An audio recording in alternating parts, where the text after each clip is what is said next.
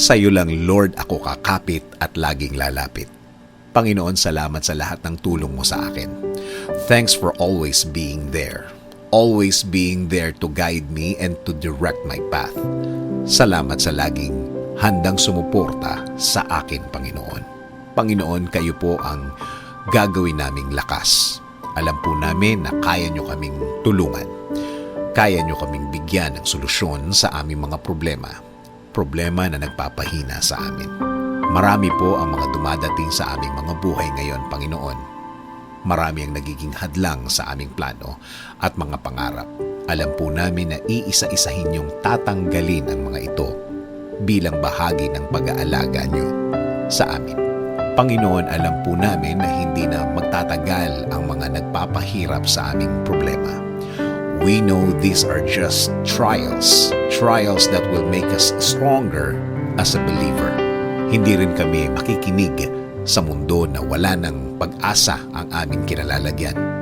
Alam po namin na kayo ang pag-asa namin.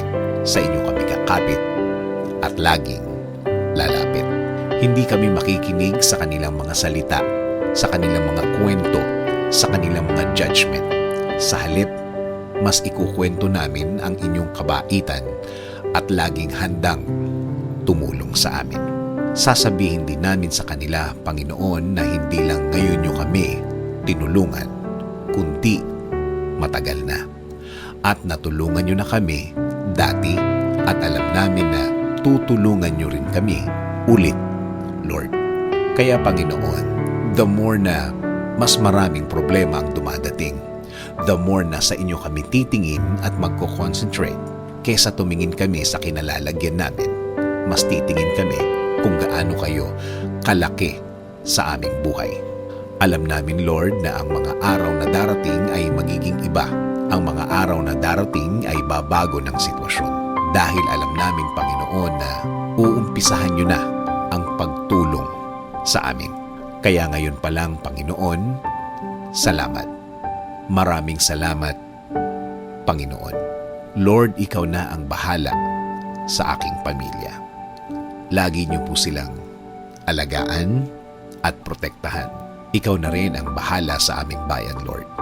Tuluyan niyo pa rin pong i-bless at pagalingin ngayon at sa mga darating na araw. This is our prayer. In Jesus' name, Amen. Sabi nga sa Psalm 37:4-6, Delight yourself in the Lord, and He will give you the desires of your heart. Commit your way to the Lord. Trust in Him, and He will act.